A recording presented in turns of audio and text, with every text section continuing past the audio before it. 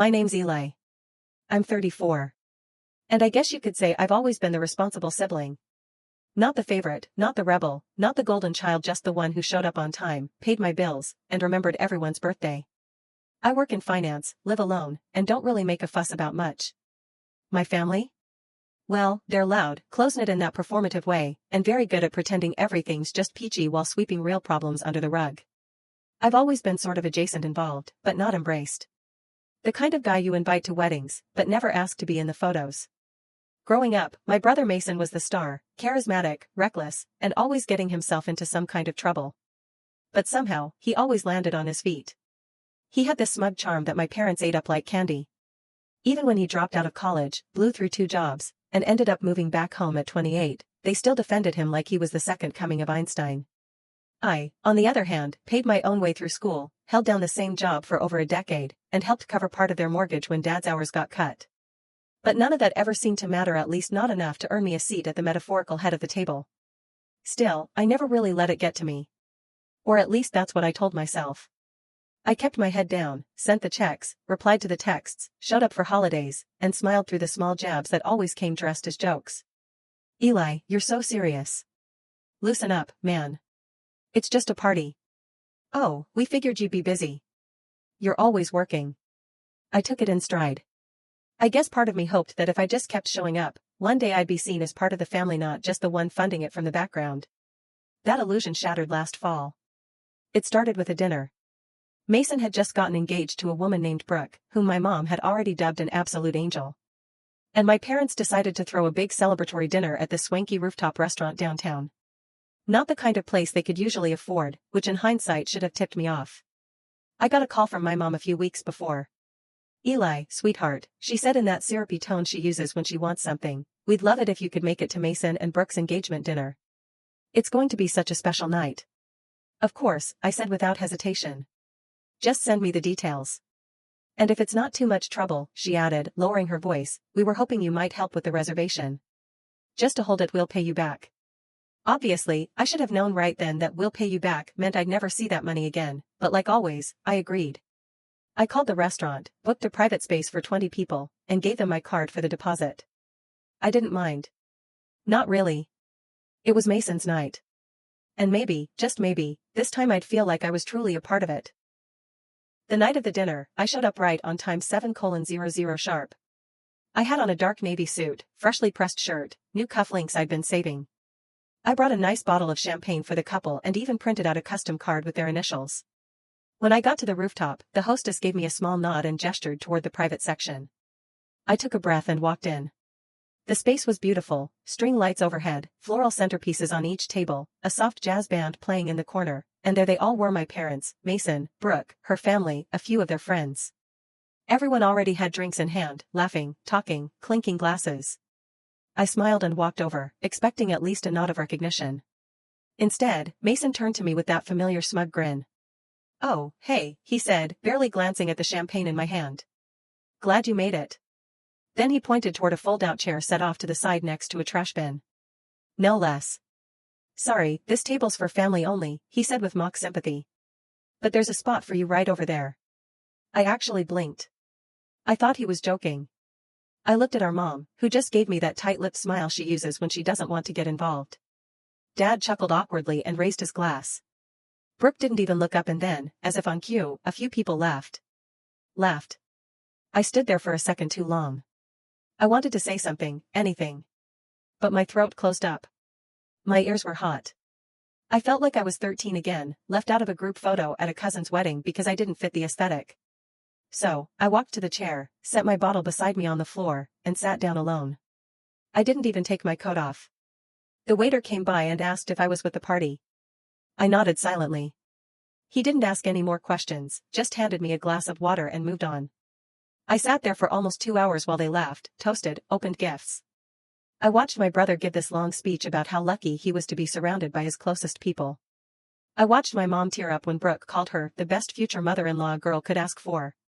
No one even asked if I wanted to order. Eventually, dessert came out, some kind of elaborate layered cake with edible gold flakes.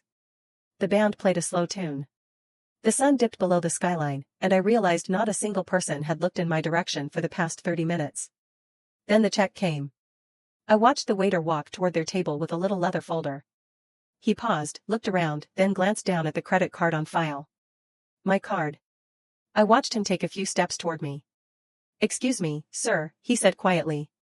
"The total for the event is $3,218. Should I run the same card for the final amount?" Everyone at the table turned to look. My brother raised an eyebrow.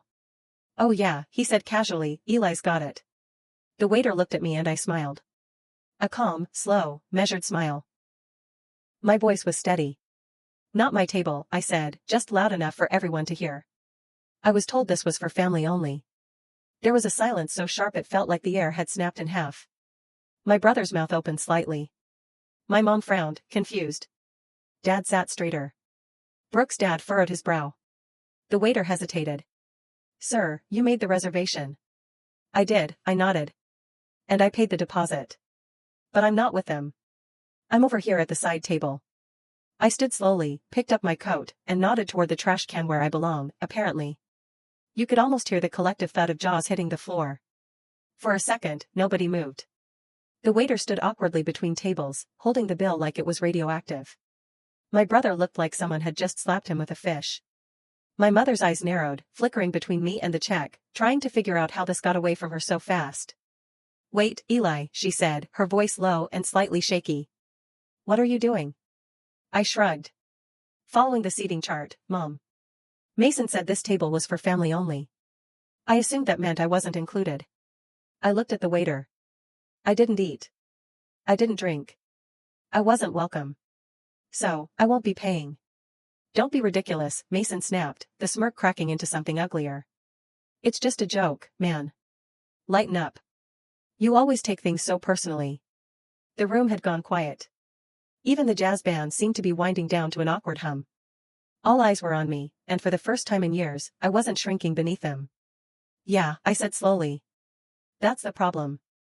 You think everything's a joke as long as it's at someone else's expense." Brooke looked confused, like she was just now catching on that something real was happening. Her father, a stiff man in a blazer who had barely said a word all night, gave Mason a sharp look. "You invited this man to your engagement dinner and sat him next to the trash can?" he asked, incredulous. Mason scoffed and looked to my mom for backup. She straightened in her seat and smiled tightly. "Let's not blow things out of proportion. Eli is just being dramatic. He's always been sensitive." I almost laughed. That was her go-to line. Always have been. He's just sensitive.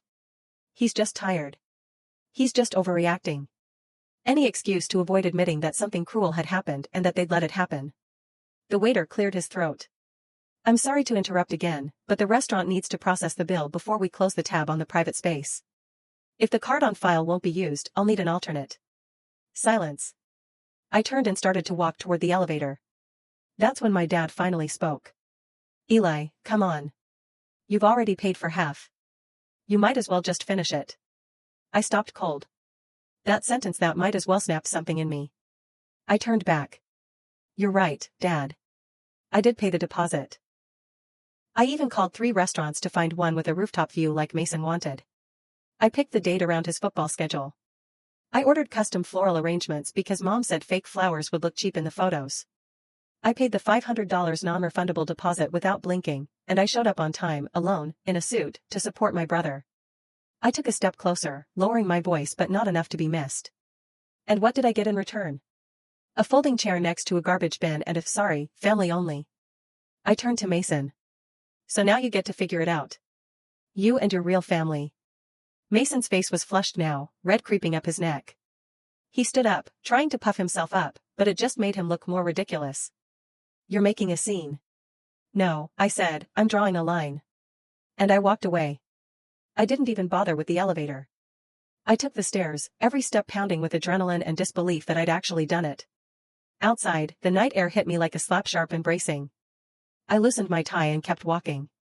I didn't know where I was going, but I knew I wasn't going back. I thought maybe that would be the end of it. A bold exit, a few awkward apologies later, maybe even a half-hearted attempt to brush it under the rug. But what I didn't know was just how deep the consequences of that moment would go. Because later that night, long after I'd gotten home still in my suit, still holding that unopened bottle of champagne like a ghost limb, my phone lit up. First, a text from Mason, dude, seriously, you couldn't have just paid the check and talked to me after? Then another from Mom. You embarrassed us in front of Brooke's entire family. Was that your goal? Revenge? And then a call from an unknown number. It was Brooke. Hi, she said, her voice quieter than I'd ever heard it. I know we don't really talk, but can I ask you something? Sure, I said cautiously. Did you really pay for everything? The deposit, the flowers, all of it? I paused. Yeah. There was a silence on the other end. Then they told my dad you offered to that it was your idea. That stopped me cold. I never offered, I said slowly. They asked. I said yes. I didn't expect anything back. But I definitely didn't do it for show. Brooke sighed. Well, my dad's furious. He thought you volunteered as a kind gesture, but now he's saying he wouldn't have agreed to the restaurant if he'd known it was being paid for by someone they basically shoved in the corner. I didn't say anything. He said, Mason and your parents made him look like a fool. Another pause. I'm not calling to get involved, she added quickly. I just thought you should know. I thanked her and we hung up, but the fallout had only just begun. Over the next few days, things escalated faster than I expected and not in the way my family probably anticipated. It started with the group chat. You know, the big family thread that usually lit up around birthdays and holidays with recycled gifts, blurry food pics, and Happy Friday texts from my aunt. I hadn't heard a peep from it since the night of the dinner, but suddenly it roared back to life.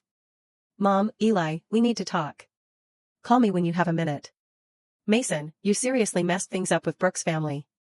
You owe us a fix. Dad, this is getting out of hand. Just apologize and let's move on. I didn't reply. It wasn't just about the chair. It wasn't even about the bill. It was about everything that came before years of being treated like the emergency contact, the designated driver, the backup wallet. And now that I'd finally said no, they didn't know what to do with me.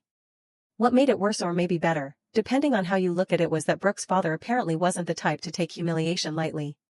From what I gathered through a mutual friend of Mason's, a guy named Trent who'd always been more decent to me than most of them, Mr. Whitaker had a meltdown the night after the dinner. He'd paid for Brooke's private schooling, helped her start her marketing firm, and had apparently gone out of his way to plan a smooth, elegant engagement season, only to find out the groom's side lied about who paid for the venue, treated their own family member like trash, and stuck him with half the drinks tab after I refused to pay the rest. According to Trent, Brooke's dad said something at brunch the next day, like, if this is how they treat their own blood, what happens when you marry into it? Ouch. The ripple effects hit Mason like a freight train. Suddenly, wedding planning was on pause. Brooke had gone back to her condo for a mental reset, and the Pinterest boards vanished.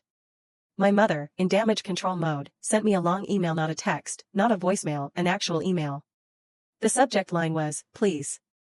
The body of it was 5 paragraphs of sugar-coated manipulation, all about how she never meant to hurt me, how she never realized I felt excluded, and how it would mean so much to the family if I'd just be willing to sit down with Mason and smooth things over. But nowhere in that letter was the word sorry. Just, we didn't realize, you misunderstood, let's not let one silly night destroy the bond we've built. I stared at that last line for a while. What bond was it? The bond where I drove 3 hours on Christmas Eve to bring gifts because Mom said Mason wasn't in the right headspace to shop for anyone? Or maybe the bond where I canceled my trip to Spain 2 years ago because Dad needed surgery and they didn't have the money for a home nurse? Or the bond where I co-signed the loan on their second car without even being asked twice, the same car Mason borrowed and never returned? I let the email sit in my inbox. I didn't reply. 2 days later, my Aunt Karen, Mom's sister, called me. That surprised me. She wasn't exactly warm and fuzzy, but she was sharp. A no-nonsense businesswoman who ran her own interior design firm and always had this air of barely concealed judgment. I hadn't spoken to her in over a year. Eli, she said, I heard about the dinner. Of course you did, I said, trying to keep the sarcasm out of my voice. I'm not calling to scold you, she said quickly. I just want to say good. About time someone shook the tree. That caught me off guard. She sighed. Look, I know how your parents are. Always brushing things under the rug. Always pretending things are perfect, but they've leaned on you too much for too long. And Mason, he's always gotten away with treating you like some kind of side character. I appreciate that, I said quietly. But why now? Because now the Whitakers are involved, she said, her voice dry. And your mom's panicking. She called me yesterday and asked if I'd be willing to talk some sense into you. I raised an eyebrow. And what did you say? I told her you didn't need sense. You needed space and that maybe it's time they learned how to function without using you as scaffolding.